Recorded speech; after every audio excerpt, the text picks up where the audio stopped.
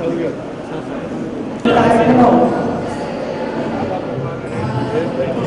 का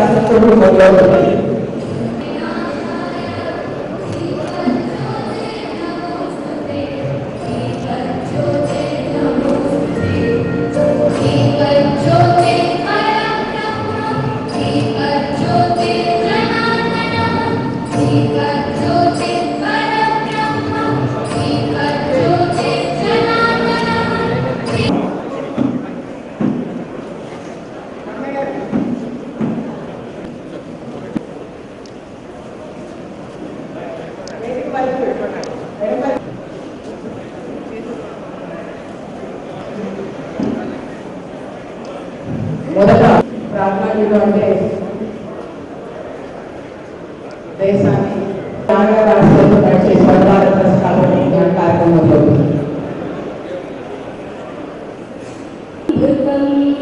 శక్తి సంభృతం భవతు భారతం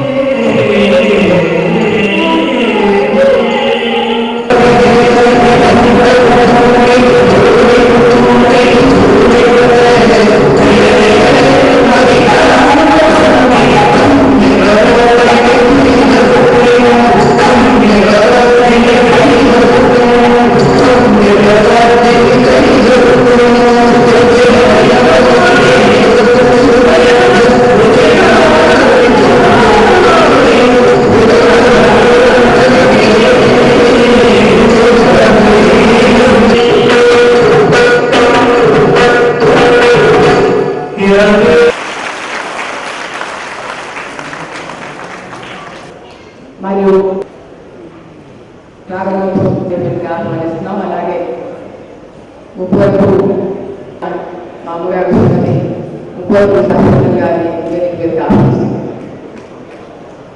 జాతీయ దినోత్సవాన్ని కానీ శ్రీ సుబ్బారెడ్డి గారిని కూడా సగౌరవ వేదికగా ఆహ్వానిస్తున్నాం. ముందు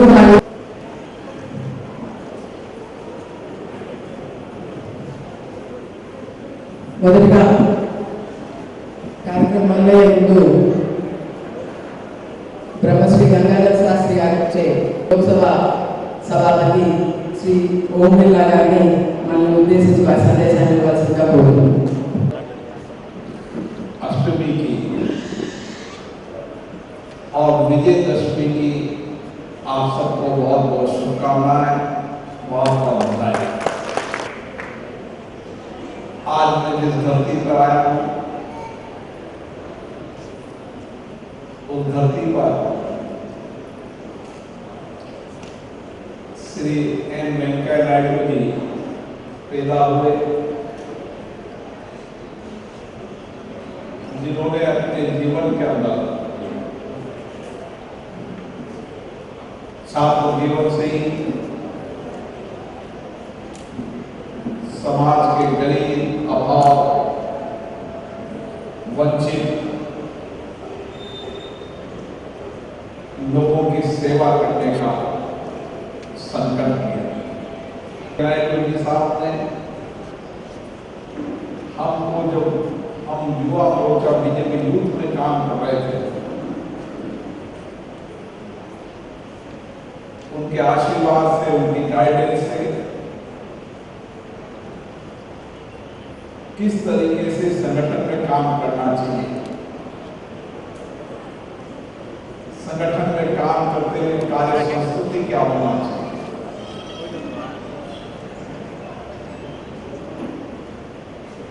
संगठन में कार्य करते सर्वोपरि देश होना चाहिए, ऐसा वेंकैया नायडू जी ने मेरे जैसे हजारों लाखों नौजवान देश और राष्ट्र के लिए तैयार है। गाइडेंस से, उनके आशीर्वाद से, उनके मार्गदर्शन से हमने कोशिश की, प्रयास किया। आज भी उनका मार्गदर्शन मुझे मिलता रहता है। और जब मैं लोकसभा का स्पीकर बना तो उन्होंने किस तरीके से भारत का लोकतंत्र, भारत का सबसे सर्वश्रेष्ठ लोकतंत्र और संसदीय परंपराओं को समय समय पर मुझे मार्गदर्शन देने का काम किया, गाइडेंस देने का काम किया। जिस जगह आया हूँ मैंने कई चैरिटेबल ट्रस्ट देखे, इंस्टीट्यूशन भी देखे, बहुत बड़ी आध्यात्मिक धार्मिक संस्थाएं भी देखी, लेकिन ये स्वर्ण भारत ट्रस्ट अपने आप में जैसा वेंकैया नायडू जी का, उनके परिवार का, उन्होंने अपने मित्रों को जो दिशा दी, वैसे उनकी सोच को परिलक्षित करते हुए कि समाज के अंतिम व्यक्ति के जीवन में सामाजिक आर्थिक बदलाव कैसे ला सकते हैं, आज मैंने स्वर्ण भारत ट्रस्ट के अंदर देखा। क्योंकि वर्षों तक मैंने सामाजिक राजनीतिक जीवन में कई संस्थाओं में, कई ट्रस्टों में जाना हुआ, लेकिन यहाँ पर वो दूर दराज गांव के अंदर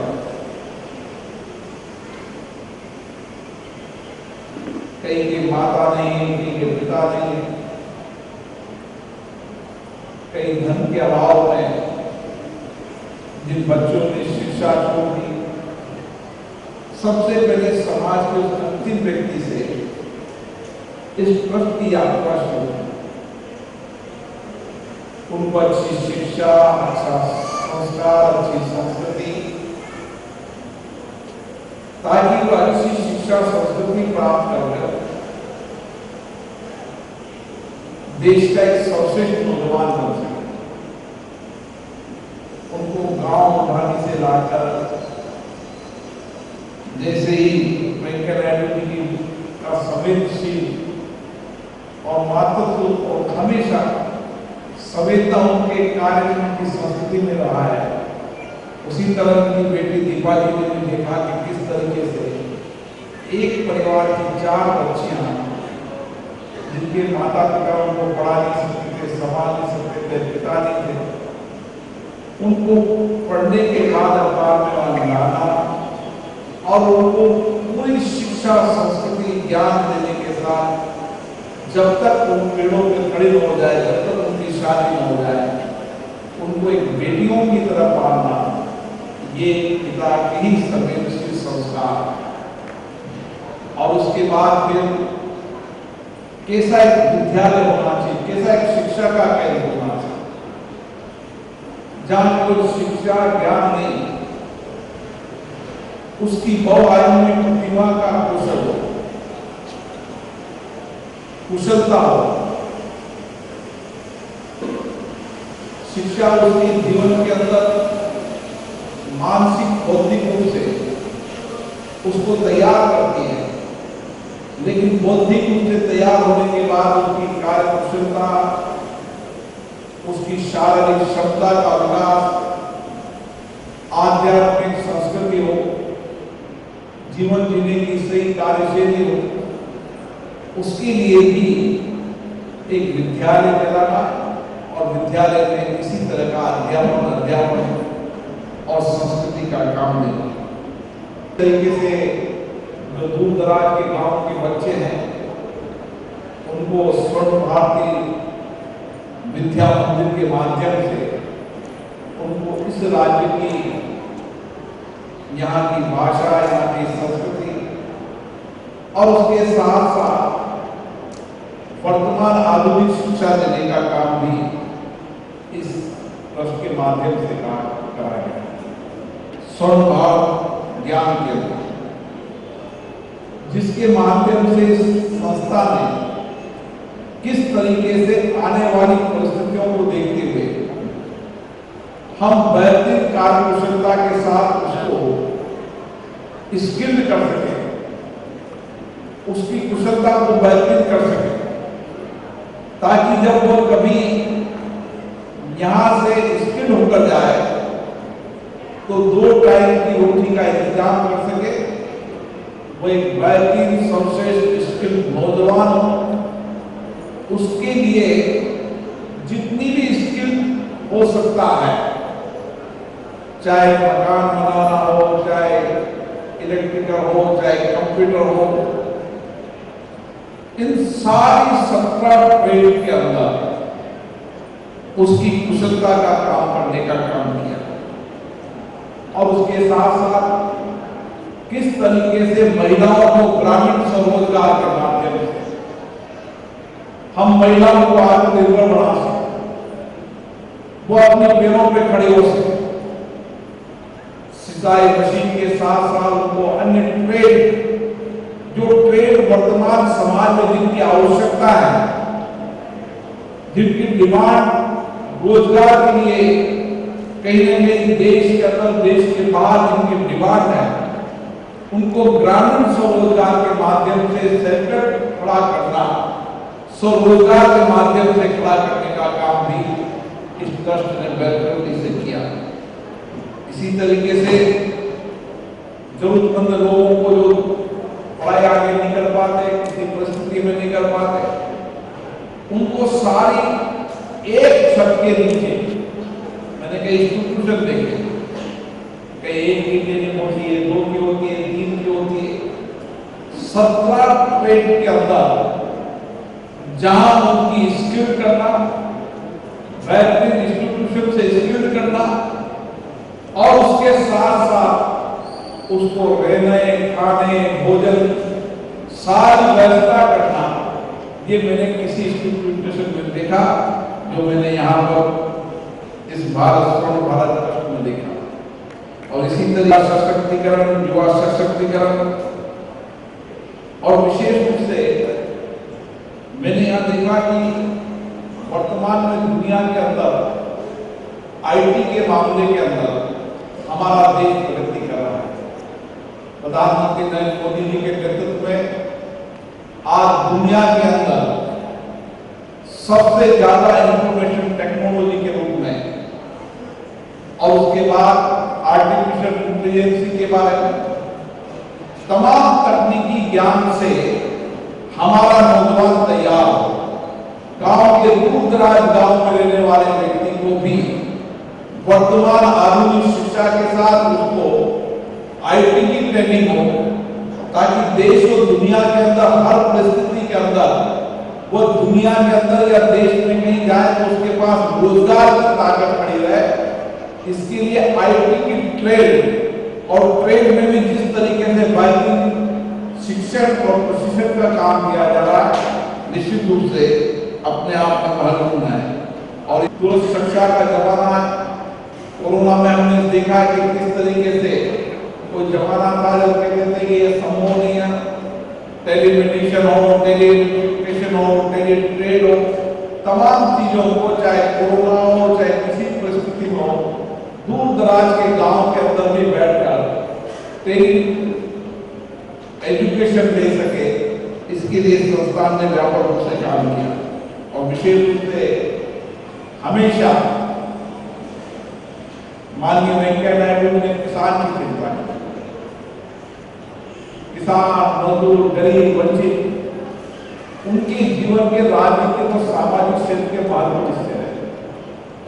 और जब सबसे पहले अटल बिहारी वाजपेयी की सरकार में मंत्री बने, तो उन्होंने किसानों को किस तरीके से आत्मनिर्भर बनाया जाए, कैसे उनकी उपज का ठीक मूल्य मिले, इसके लिए उन्होंने प्रधानमंत्री सड़क योजना के माध्यम से जो देश में पहली बार शुरू की गई, जिससे कि हर गांव की कनेक्टिविटी, आज मैं कह सकता हूं कि प्रधानमंत्री सड़क योजना किसान को आत्मनिर्भर बनाना, उसकी उपज को ठीक मूल्य मिलना और उसकी जिंदगी को बेहतर करने में अगर कोई सबसे बड़ी महत्वपूर्ण योजना है तो प्रधानमंत्री सड़क योजना है, जो वेंकैया नायडू जी के प्रयास से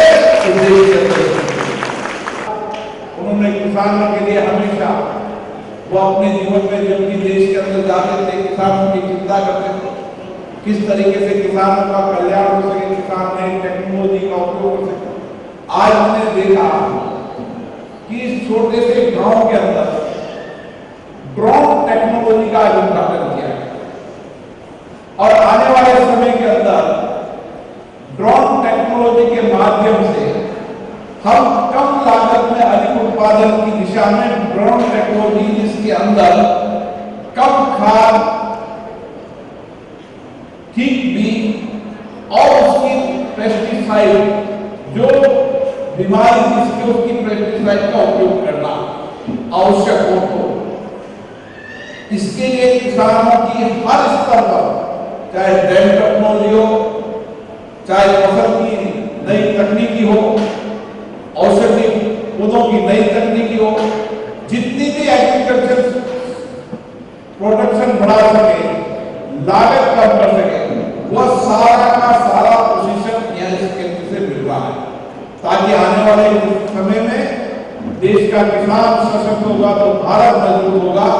इस दिशा में उनकी सोच है और मुझे लगता है कि इस तरीके से किसानों को प्रशिक्षण देंगे तो एक आत्मनिर्भर किसान हम बना पाएंगे। इस चिकित्सा के मामले में वो हमेशा संवेदनशील रही। भारत स्वस्थ रहे। आज भी हमें याद है कि इतने प्रयासों के बाद भी हम चिकित्सा के केंद्रों में या चिकित्सा स्वास्थ्य केंद्र के गांव तक नहीं पहुंचे। और वेंकैया नायडू जी की सोच, उनकी प्रेरणा थी कि इस ट्रस्ट के अंदर तमाम दूर दराज के गांवों के अंदर जहां स्वास्थ्य केंद्र नहीं है, चिकित्सा की व्यवस्था नहीं है, वहां पर किस तरीके से इस देश के महत्वपूर्ण डॉक्टर यहां आकर उनको अपने घर में बेहतर चिकित्सा का उपचार कर सके और स्वस्थ हो सके, इससे बड़ा काम कोई नहीं हो सकता।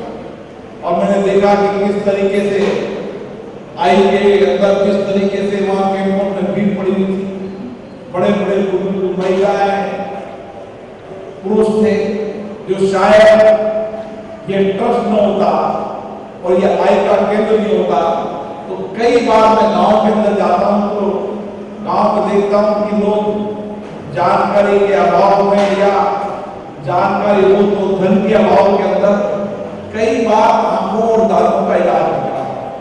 वेंकैया इस बात को समझते थे कि लोग आंखों और दांत एक ऐसी चीज है जो परिस्थिति से समय निकालती रहती है, लगता है आज करा लेंगे, कल करा लेंगे, और एक समय आता है जब उनकी आंख खराब हो जाती है, उनका दिखना बंद हो जाता है।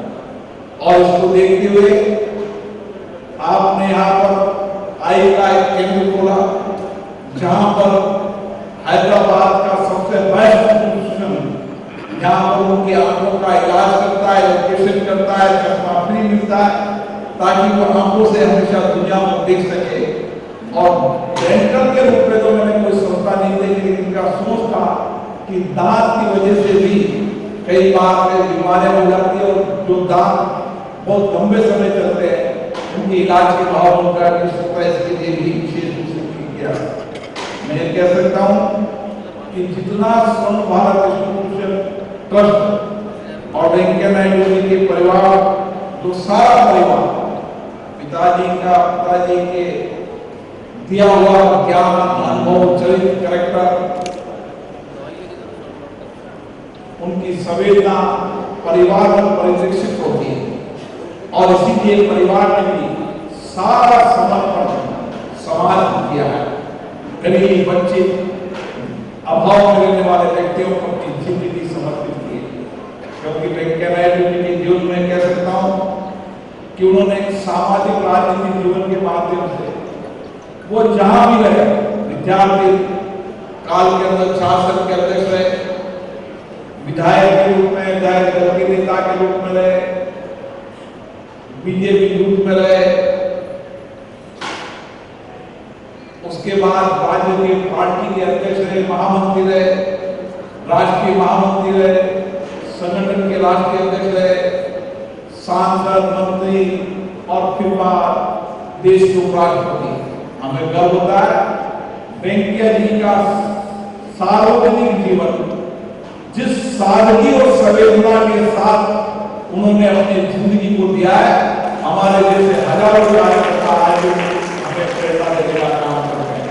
इसलिए विभिन्न पदों पर रहते हुए भारत के राष्ट्रपति के रूप में भी, उन्होंने राज्यसभा के सभापति के रूप में भी जिस तरीके से लोकतंत्र सशक्त हो, लोकतंत्र जवाबदेह हो और चुने हुए प्रतिनिधि या राज्यसभा के प्रतिनिधि किस तरीके से लोकतांत्रिक संस्थाओं के माध्यम से लोगों के जीवन में सामाजिक आर्थिक परिवर्तन कर सके, उनका योगदान हमेशा याद रहेगा और हम सब लोगों को इसी तरीके से उनका योगदान प्रेरणा देता रहेगा। मैं उनके बारे में जितना शब्द कहूँ उतना कम हूँ, क्योंकि जब मैं युवा मोर्चा में था तो भी, और मैं जब पहला चुनाव लड़ा तो पहले चुनाव के अंदर मेरी एक आम सभा हुई थी वेंकैया नायडू की, और उस आम सभा के बाद लोगों ने कहा कि अब आपकी जीत पक्की है। मैं आपको कह सकता हूं कि साउथ के नेता होने के बाद भी उत्तर भारत के तमाम गांवों के अंदर कोई गांव, कोई शहर न छोड़ा होगा जहां आपने अपने विचारों को व्यक्त नहीं किया। और जब वेंकैया जी बोलते थे तो आधा घंटा बोले तो 15 मिनट तक वो तालियां और मुस्कुराकर उनकी वाक्पटुता, उनकी शैली आज भी लोग याद करते हैं। और शायद मुझे तो पता है कि वो सुबह 4 बजे आए और 5 बजे वापस से, तो उनका जो मूवमेंट था, ऐसा कोई नेता नहीं होगा देश के अंदर जिसने वेंकैया नायडू की जैसे दुनिया देश के अंदर मूवमेंट करने का काम किया।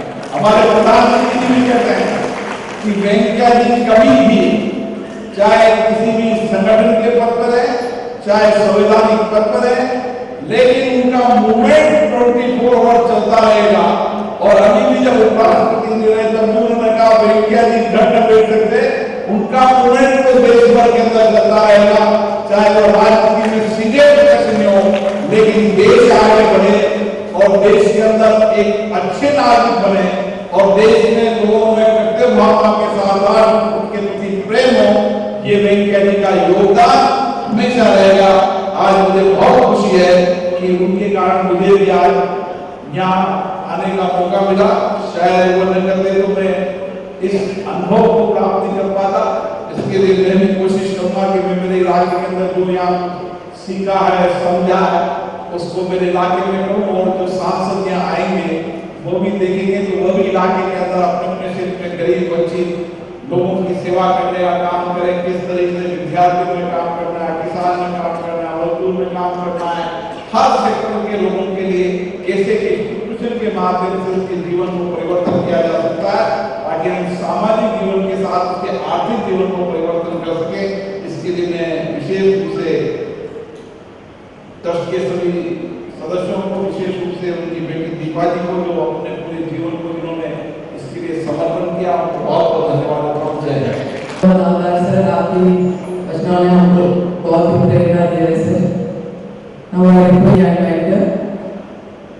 श्री वेंकैया नायडू से उनका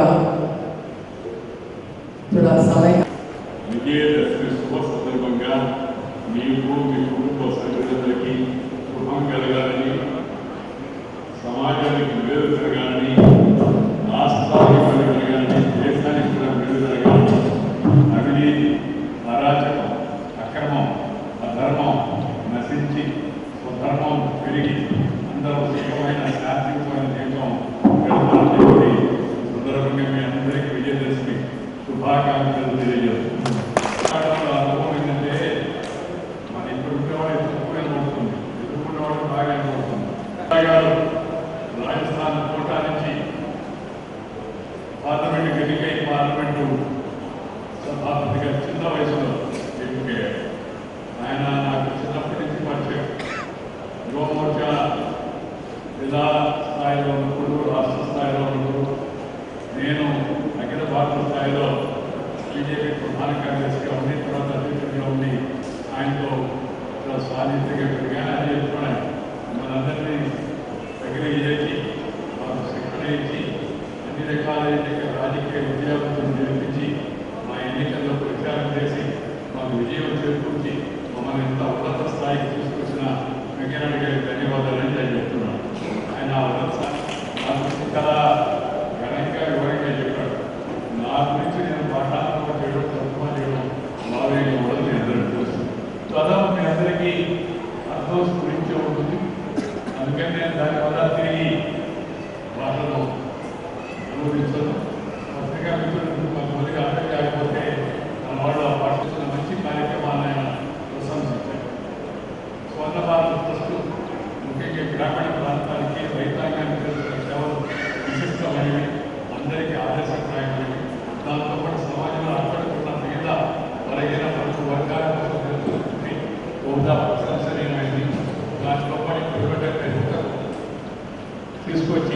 వాళ్ళకి చదివించి సంస్కారం ఇచ్చి అధునాతన శాస్త్రీయ సాంకేతిక పరిజ్ఞానాన్ని అందిస్తున్న స్వర్ణ భారత్ను ఆయన ప్రత్యేకంగా అభినందించారు.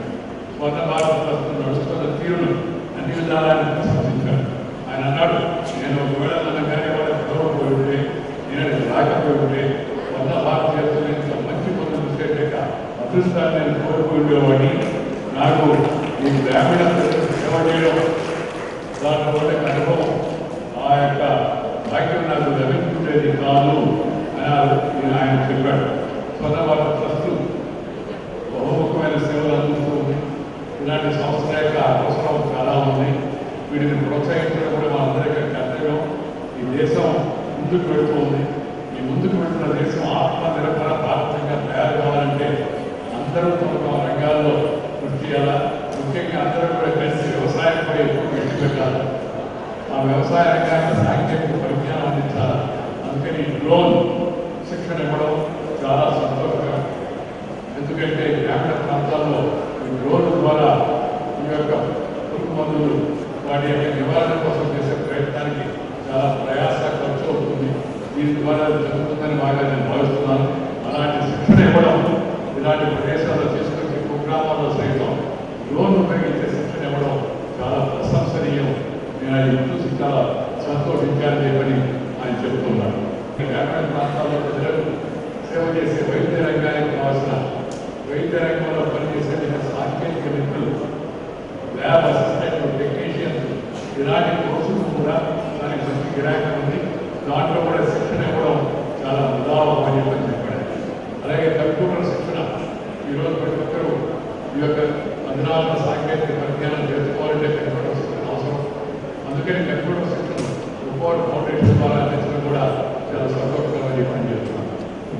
వెంకయ్య నాయుడు గారి యొక్క అభిప్రాయాల కుటుంబ సభ్యులందరూ కూడా ఈ సేవా కార్యక్రమాల్లో పాల్గొనడం, శ్రీమతి కుమార్తె అందరూ కూడా ఈ కార్యక్రమాల్లో పాల్గొనడం నన్ను ఎంతో ప్రభావితం చేసింది, చాలా సంతోషం చేసింది. నేను ఇది మిగతా వాళ్ళకి కూడా ఆదర్శం కావాలని నేను కోరుకుంటున్నానని చెప్పాను. ఒకటే మీ అందరికీ నేను సుదీర్ఘ ఉపన్యాసం చేయాల్సి వస్తుందని నేను చెప్తున్నాను.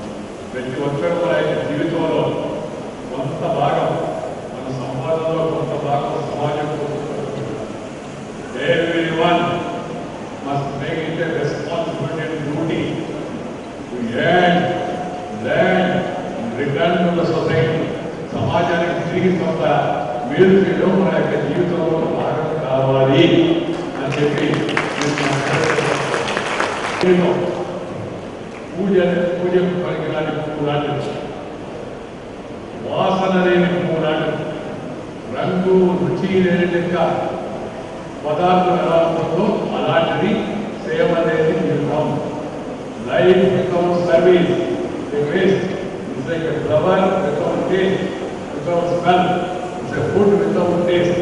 భోజనం ఎంత తిన్నా రుచి లేదనుకోండి ఉపయోగం ఉంటుంది. అలాగే మన జీవితం ఎంత వైవిధ్యం అనుకున్నా ఆ జీవితం life is complete without service development remains.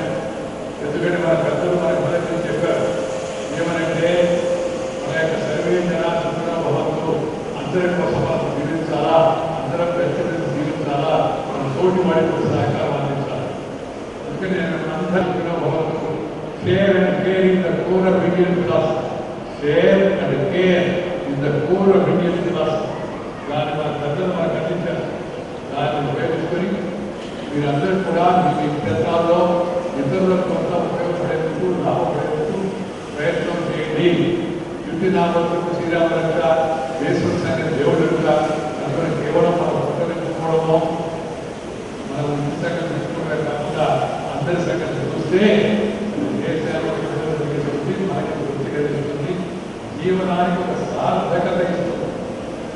అది అందరూ గుర్తుపెట్టుకోమని సందర్భంగా మేము అందరికీ మనం చెప్తూ I'd like to thank Sri Gopila for sparing his time and coming all the way from Delhi to attend this function of Swarna Bharata Trust service organization and share his valuable thoughts with all of us. Not only sharing his thoughts, but also spending time to go around Swarna Bharat and also Akshara Vidyalaya and also Soma Skill Application Center. He also spent his valuable time to inaugurate the drones training program. That is another important aspect of today's program. And also spare his valuable time to declare open the medical personal training program also. These are the two British school వాళ్ళకి చదువు సంస్కారం నేర్పించి తీసుకెళ్ళడంలో చాలా గొప్ప విషయం. దాన్ని వారు సందర్శించి ఆ పిల్లల యొక్క వాళ్ళు ఏ విధంగా పెరుగుతున్నారు, వాళ్ళ దగ్గర మంచి శ్లోకాలు కూడా విన్నారు. చాలా సంతోషం. I would like to thank and the people of Nellore and also thank and the Salman first time come here and having said many things, not few things, many things about me and my activities. I am very happy that he is here today with us and he is able to spend enough time. Friends, as there is a program in the afternoon again, meet and greet. నెల్లూరులో నేను మామూలుగా కేంద్రంలో ఉపరాష్ట్రపతిగా మనకి పూర్తి చేసుకొని మళ్ళా తిరిగి వచ్చిన తర్వాత మన వాళ్ళందరినీ కలుద్దామని ఉద్దేశంతో ఆత్మీయ సమావేశాన్ని ఏర్పాటు చేశాను. నా మనసులో ఉన్న భావాలను మధ్యాహ్నం చెప్తాను. ఆ సందర్భంగా మళ్ళా మధ్యాహ్నం కూడా సమావేశం కాబట్టి మరింత సమయం తీసుకుంటా మిత్రులు అవకాశం రావడం ఆ సమావేశానికి రావాల్సిందిగా కోరుతూ ఈరోజు ఈ కార్యక్రమానికి వచ్చినందుకు దశకి ప్రస్తుత సంభాషణ అవినీతిపై, అక్రమంపై, అరాచకంపై పోరాటం అదే విజయదశమి యొక్క సందేశం. ఈ బొమ్మల గురువులు ఎంతో ముచ్చటగా తీర్చిదిద్దారు. ఇది మన భారతీయ సంస్కృతిలో భాగం. దీన్ని మనందరి యొక్క జీవనంలో కూడా భాగం చేసుకోవాలి.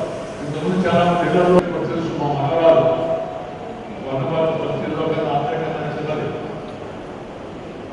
మరి శ్రీ గోవిందరాజు గారు, శ్రీమతి ఆశమ్మ వీరిద్దరూ బ్రిటిష్ స్కూల్ని మేము దత్తత తీసుకున్నాం, దాన్ని మేమే నెరవేర్చుకున్నాం బాబాయ్ అని చెప్పి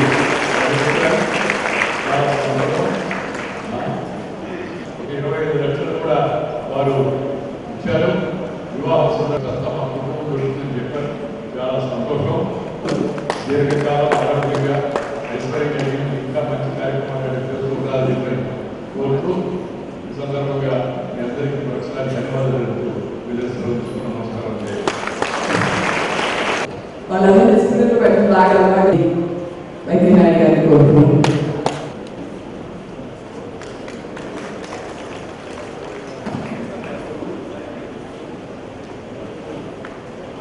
ఫోటోగ్రాఫర్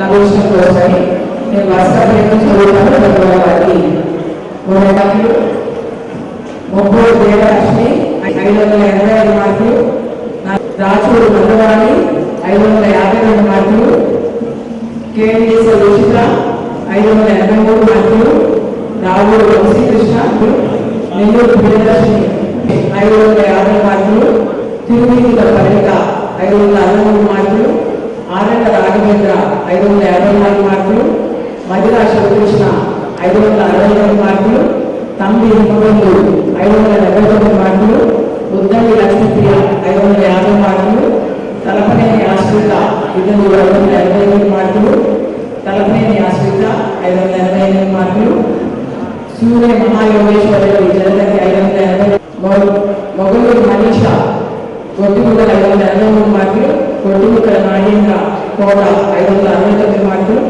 కొల్లగొండ చంద్రశ 568 మార్కులు, గొల్ల లక్ష్మీశ్వర్ 586 మార్కులు, ఉప్పల అఖిల 81 మార్కులు, గోపూరి అరుణ నెల్లూరు హై స్కూల్ 580 మార్కులు, ఆవల విజయ్ కుమార్ పాసల 584 మార్కులు, విజయ్ కుమార్ 512 మార్కులు, పాసల పెరుమ 577 మార్కులు, నాయకుడి కావ్య 565 మార్కులు. అలాగే షేక్ సాదిక ఉదయగిరి 579 మార్కులు, షేక్ ఆరుజు 571 మార్కులు, Shaik Siraj AP residential school 580 మార్కులు, university Yashwant AP private welfare school 509 మార్కులు, మేడా అశ్వశ్రీ మున్సిపల్ 545 మార్కులు, తోలు విజయశ్రీ 569 మార్కులు, గోవర్ధన్ 440 మార్కులు, సంబత్ అశ్విని అక్షర విద్యాలయ 475 మార్కులు కొనసాగింది.